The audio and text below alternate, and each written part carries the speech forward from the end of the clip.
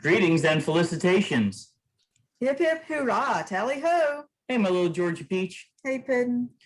Tonight we have special guests on the show. It's going to be Gary as well as Joe. They're from the American Sci-Fi Classic Treks at DragonCon. Welcome, gentlemen. Greetings. Hello. Hey, Joe. Hey, we got to ask you, gentlemen. So, how did the American Sci-Fi Classics track start? We'll start with you, Joe. Let's see, gosh, it's been more than 10 years now, but one of the first tracks that I got to do a lot of panels on as a participant in the early or mid 2000s was the American Sci-Fi Classics track. Our previous director, Ron Nastrom, pretty much, I think there was a previous director like for 1 year, but he did it from that point on. And he brought on Gary, and we were working on hosting panels and Q&As and all that stuff for a number of years. And then Ron retired, and we had handed it off to us. And so we have been riding the Lightning, the Tiger. Who rides a He-Man rides a Tiger? Yes, that's what we've been riding for the past few years. Yep. He retired. It was like 2011. He basically came to Joe and I during con and was like, "This is going to have to be my last year. I've got to step down." And Joe and I just basically scuttled off to the corner, looking at each other, going, "Do you think we could do this?" And that was the first conversation. It's like, well, I want to do this, but I don't want to be the only guy in charge. And Joe was like, that's what I was thinking. So we went off and we cornered Kellen, who runs the American Sci-Fi Media Track, and asked her, "Do you think Joe and I can do this?" And she said, "Well, one, you're idiots. Two, sure, you can do it." And said, "You probably shouldn't, but go for it." Because it's a lot of work. And here we are today. Yep. But it's a lot of fun. I know that the first time that I sat in one of your tracks, I said to myself, "These guys are awesome. This whole is awesome." Well, thank you. I said, "There's finally people like me that like all the strange stuff from the 70s and 80s that are not the mainstream, not Star Wars, not Star Trek, not Doctor Who, but things like V, The Final Battle, Battle Laser Blast." Laser Blast. Manimal, Joe, right? I mean, sure, Manimal, of course. Probably, I'm not going to say probably. It's definitely the greatest show on television for those 9 episodes. It was all the unsung classics that if you read StarPodLog magazine, if you didn't watch it, you were at least familiar with it. Oh, yeah. Mm-hmm. That is kind of one of the things about the modern era that I miss magazines like StarPodLog, where it was all together. Now there's like 7,000 websites dedicated to everything, but I miss that, getting StarPodLog or Fantastic Films. Because we would find out. Yeah, exactly. We would find out stuff 6 months early, and the pictures of all the people filming the movies, it was super exciting because they didn't focus on that on Entertainment Tonight on television or wherever. We didn't get the daily onslaught of it. We got StarPodLog once a month, and that was it. Mm-hmm. As far as we knew, that was the only outlet that we could find out what sci-fi and geek-related TV and movie things were happening. Yeah, well, I remember in 1983, because I had a subscription to Fantastic Films thanks to my aunt. And like Joe was saying, trying to find information on the geek stuff was hard, but it always annoyed me when Entertainment Tonight came out, and I would watch that to try to get some information. And Leonard Maltin's movie reviews, I love those. And I remember like, the Return of the Jedi is out this week, and being a poor kid in the middle of nowhere, that was going to be my main way to get to see anything about the movie. And it was like, Return of the Jedi came out this week, 10 out of 10. Next movie. I'm like, what? I get 5 seconds of Jedi? Yeah, whereas your track, it covers all the things that are beloved to us, like the Bionic Man, $6 Million Man, Bionic Woman, the Incredible Hulk, things that mainstream media kind of pushes aside, but we really embrace it.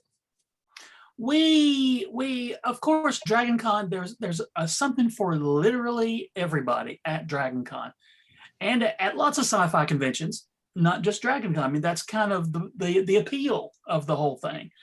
But at Dragon Con, there are specific tracks for your Star Wars and your Star Trek and other topics. So you could go there for those things. But then for everything else that kind of falls through the cracks, we got it. We caught it. You come to us. What is it? So what's included in what we call the classics in your track is the shows that are 10 years old. Is that right? Technically, yeah, it's movies 10 years ago or earlier, or later, rather.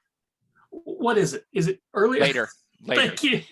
Earlier would be more recent. Earlier would be more recent. And we don't want to talk about movies from like last year because there were none. But, and then TV shows once their cancellation date hits, which is how we got one of the panels and guests that we're going to be talking about this year. Once the cancellation date hits, then the clock starts going on the 10-year countdown for us to get it. And it's not a hardcore rule that we always have to listen to, but it's a guideline. And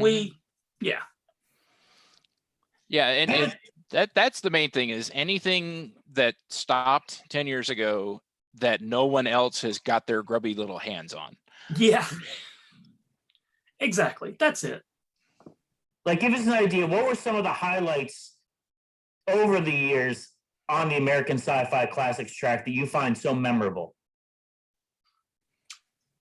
Okay, I'll go. Because I feel like Gary is probably going to know what I'm going to say, and that is the lady cop from Manimal came here, and that was the best year ever. Of course, she also was Dale in Flash Gordon. I don't know, maybe one or two people have heard of that movie, but she was the awesome lady cop in Manimal, and she was here with Sam J. Jones doing Flash Gordon panels, which were on our track, and I put her on a Manimal panel. And when I corresponded an email with her, I said, believe it or not, I think we're going to have a lot of people coming to that panel. And she responded to me with one word: seriously? and she filled up the hour talking about interacting with the animals. And it was just the best.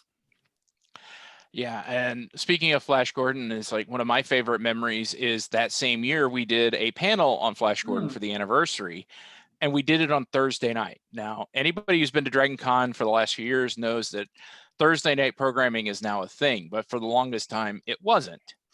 You know, the con didn't start till like 3:00 in the afternoon on Fridays. Yep. And Joe and I, because we cover so much stuff, we're like, we're always, this is the reason we invented Roll a Panel, which put a pin in that. Yeah. It was to get more panels in the time we've got. And Joe was looking at the schedule and saw, hey, Thursday's open because they have parties and things. So we're like, let's do a panel on Thursday night. So the very first panel of Thursday night, I think it was like 7:30, we do Flash Gordon. Yep. And two wonderful things happened. First, a Clytus cosplayer shows up, full regalia, and he was so good enough that midway through the panel, we put him on the panel to talk about the movie. Yeah. He had the Clytus "I'm bored" speech down. And so that was a ball, and everybody had a great time. But my favorite thing after that was all the other track directors going, "What have you two done?" Thursday night was our relaxing night. And really, it was a mistake. I found out later that the Dragon Con has like an online schedule gizmo it's like an Excel sheet, or more or less, it's a thing. And it's a thing like that. And the Thursday night panel being open was an accident. And I happened to see it and took advantage of it. And they told me, that was an accident. I said, hey, look, too late. The panel already happened. Yeah. Yeah. Like, We can't undo it. yeah. And people have been showing up on Thursdays for years. I remember Thursday was the new Friday. Now, like Tuesday is the new Thursday. Yeah. People are there all week. So we, I was like, might as well give them something to do. And now there is official Thursday night programming, and there are people who still give Joe and I very mean looks. Well, I also remember seeing like Melody Anderson, right? That was her. Mm, There was Yeah, a that's her Gordon and Manimal, and she was on a panel with Aaron Gray too, who yes. is a stationary track. I think she moved over to the military. Like Buck Rogers is now in the military sci-fi track. Yeah, we like we were talking about, they've subdivided a lot of the tracks into topical situations. Like there's an Apocalypse Rising track, which I think covers Walking Dead and those kind of shows and movies. And then there's a military sci-fi track that covers Babylon 5, Farscape.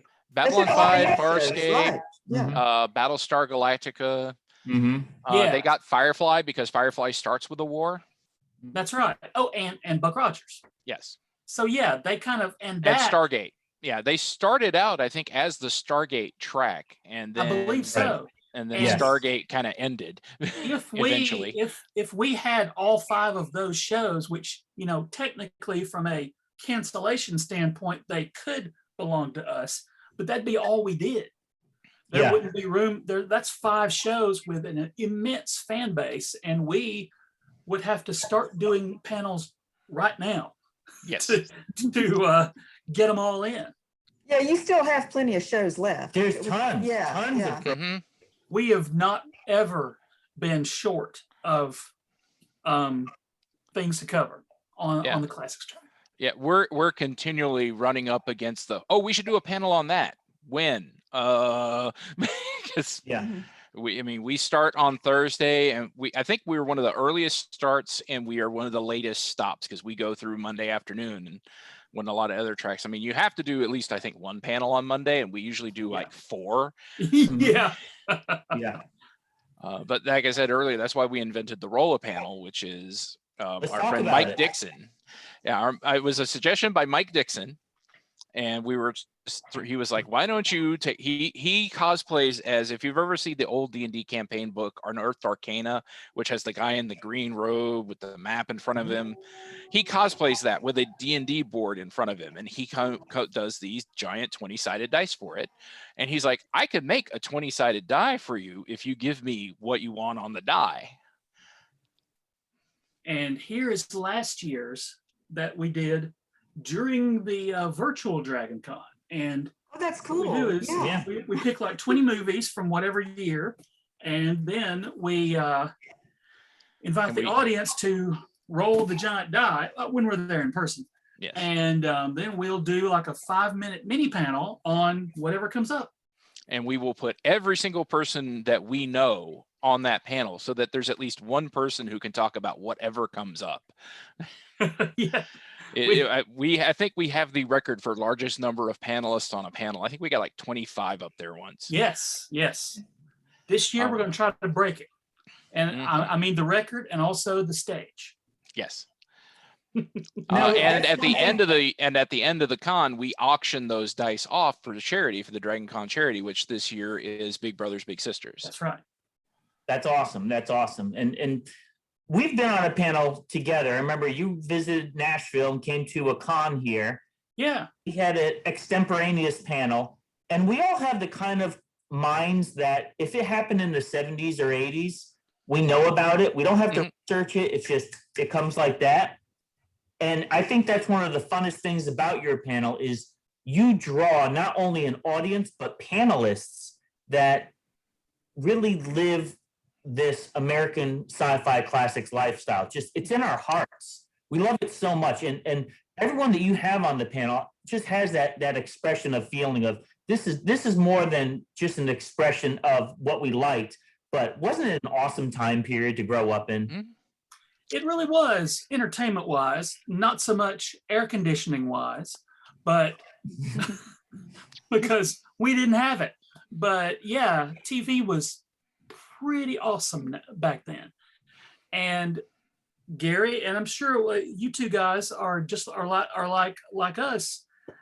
The search over the years to find and see again all of those things that we watched when we were kids has just been an ongoing quest. And one of the first things I did at any sci-fi convention was I found the bootleg tape table and bought stuff that I had that was on TV one time and that never since aired again. But today in 2021 and for the last few years, YouTube has those things. A lot of old stuff is streaming.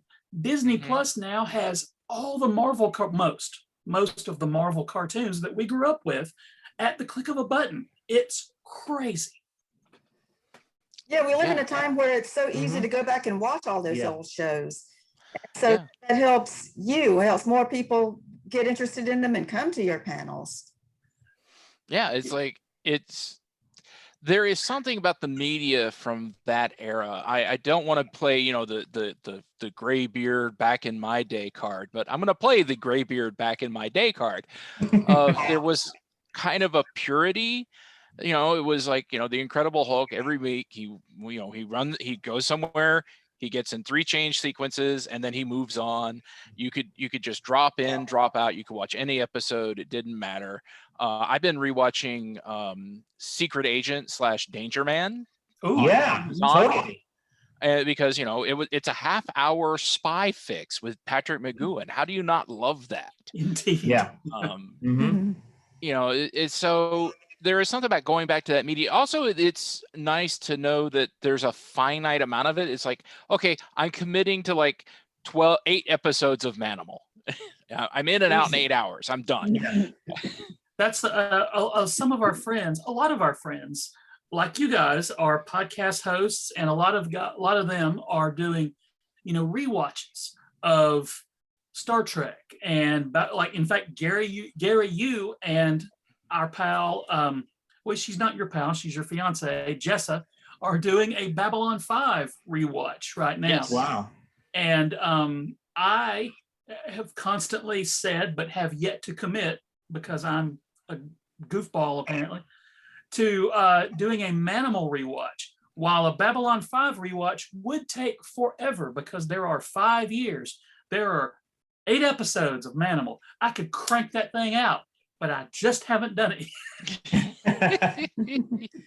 Well, we see that there is such an affinity for classics. I mean, the internet broke when Michael Keaton was revealed that he's going to be in a future a Batman in a future movie.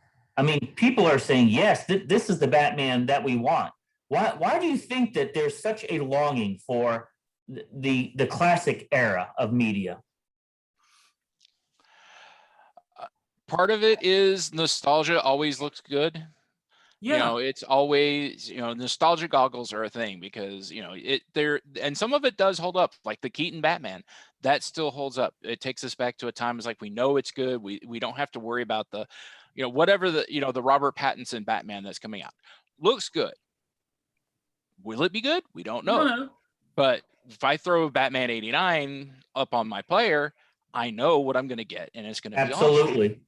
Yeah, true. And I think that's a part of it. And, and it just, it's nice to think back to the simpler days. It's tried and true. These are tried and true shows. You're right.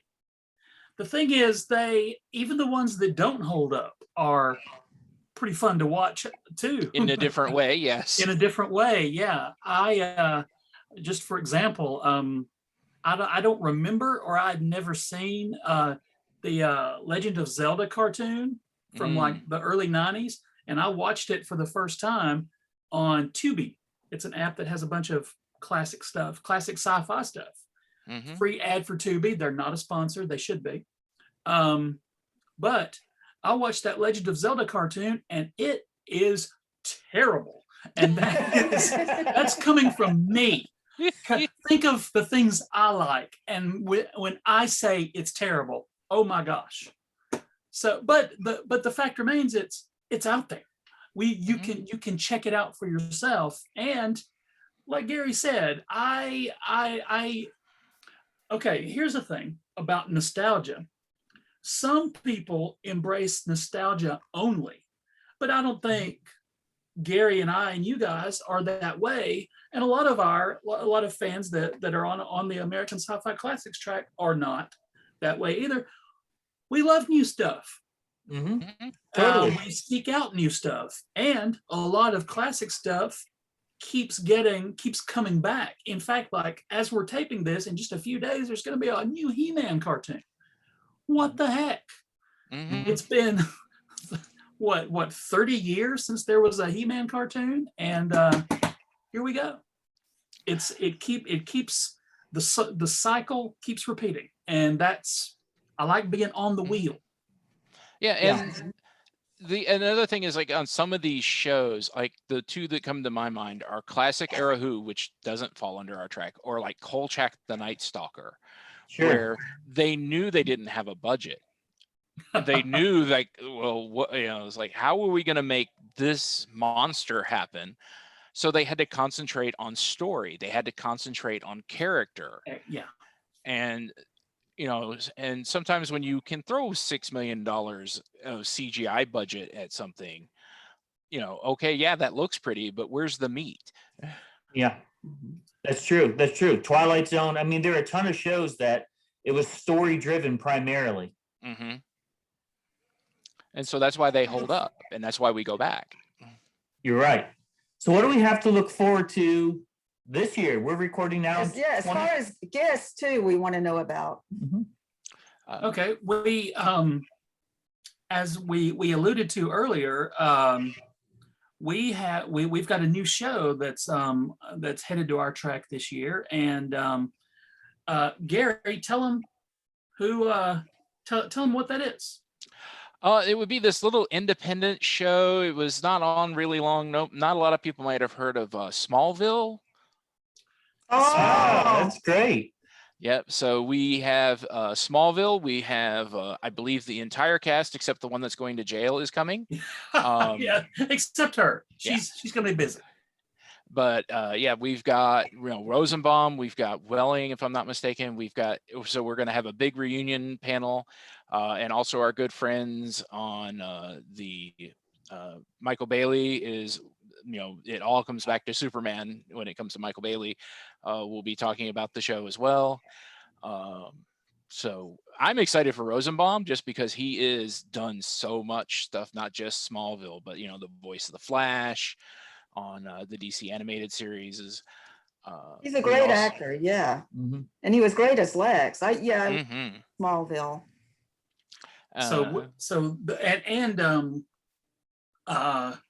The ladies who played Supergirl and Lois on Smallville are also coming. Yes. So we're going to have a full batch of Smallvillians. Yep, and as Joe said, this is the year they finally have come to us. That's awesome. That's so and the variety of programming that you have on your track is so impressive. I remember some years back went to Lee Majors and Lindsay Wagner when they were together. I mean, that was colossal to have them both on the stage together and then meet them afterwards. And they both said, "We can't believe that this many people still care about us." Believe it. I hope that they, and I'm sure they do now, after witnessing a full ballroom of Bionic fans just going nuts for them. And one of the cool things about seeing at one of the events we hosted with them, and our friend John Drew was our moderator at the time. People stood up, audience members, and said that they got into the sciences as careers because of the $6 Million Man and Bionic Woman. And or some people were they've been they're physically disabled, and they look at the Bionic Man and the Bionic Woman as heroes because they kept on going despite their injuries. And it was an inspiring day, an inspiring weekend. seeing the reaction of the fans with those people. And Oh, no, go ahead. Oh. Okay, another set of guests that we're having, really kind of from the same era as the $6 Million Man. We've got, again, they were here a few years ago and they were awesome. The cast of Land of the Lost is coming. Oh, yeah. yes, We've got Will, Holly, and Chaka. Will and Holly. Yep. Will, Holly, and Chaka are all coming. Yeah. And those three are the nicest, sweetest three people that I think I've ever met. and their panels were a ball because they get it. I mean, that one show that was on just 2 or 3 seasons still strikes a chord because it was written by, again, what Gary just said. It comes back to the writing. The effects were, the money for the effects were very obviously not there. So they had to lean on the writing, and they used David Gerald, who was a Star Trek writer, and lots of other Star Trek people. Walter Koenig. Yeah. Yes. Yeah. Walter Koenig himself was a writer of an episode, and that kind of thing is it still holds up as a bazillion years later. Those shows are still really good and very, even though it's you might expect it's a show with kids and dinosaurs, but it is an incredible science fiction story. The whole series is. Yeah. And we're also doing some of our usual. We are once again going to be doing our charity screening lock-in, where you have to pay to leave.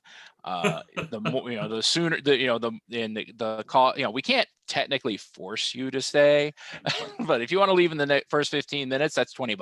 If you're waiting the whole time, is free. But this year we're doing Howard the Duck. Oh boy, I saw that in the movie theaters. Yeah. Me too. We highly requested. People Yes. have been bugging us to do Howard It's the the Duck. first MCU movie. It Yes. is. It counts. It totally Yeah. counts. And And by go ahead. popular demand, Yeah. Mac and Me is coming back. 2 Maybe. years ago, we did Mac and Me, infamous for Conan O'Brien and Paul Rudd, who That's have awesome. nothing to do with the actual movie, and probably have done more for the movie than the actual movie did. And there's so much more than just that 3-second scene where the kid plunges off the cliff. He almost dies a lot in that movie. There are a lot about it. It's like they filmed the entire movie on a hill. He rolls down a hill and almost dies a lot. And the cool thing about it is watching these movies with a group. Yes. That's the fun part. Totally. For people who enjoy the same things and will laugh at everything that you think is funny. And goof on the Yeah, same things yeah. too. Same thing, yeah. Yeah, Exactly. that's the magic. And I think that's something we all learned over the course of the last year, was how much we need that camaraderie and to be around our people and hang out with our fellow geeks and be tortured by these terrible movies together. Yeah, exactly. We Gary and I, because of the pandemic, we started doing weekly panels on Facebook and YouTube with our panelist friends that we couldn't see in person. And that has been a thing that even now, luckily, hopefully, the world is opening back up a lot with vaccinations and such. And hopefully, we'll be in a good position very soon. Hopefully everybody will be safe, and that will be great. But in the meantime, we have done 50 plus hours of geeky panels free on YouTube. And we do them every Thursday, and it is a ball to do those. That's awesome. So we'll put a link to those in our show notes so that our viewers could link on to that. We've said 100 times before that Dragon Con, or the tracks within Dragon Con, are conventions within conventions. So yours is like an American Sci-Fi Classics convention within the giant convention. Yeah. So listeners, where they can find the American Sci-Fi Classics track? Online, you can find us at facebook.com/groups/American Sci-Fi Classics. On YouTube, just type in American Sci-Fi Classics and our channel will come up. And in live action, go to the basement of the Marriott on Labor Day weekend. You're always in the M30 Marriott. Okay. Yep. M305 to 309. Mhm. Yes. That sounds right. Yeah. That sounds right. Yep. And I believe we have a Twitter as well. Just search for Sci-Fi Classics. I believe we're on there. We're on there somewhere. Yeah. Well, thank you again for joining us. We love supporting your track, and we love all. Thank you guys. And we definitely look forward to seeing you again at the next Dragon Con.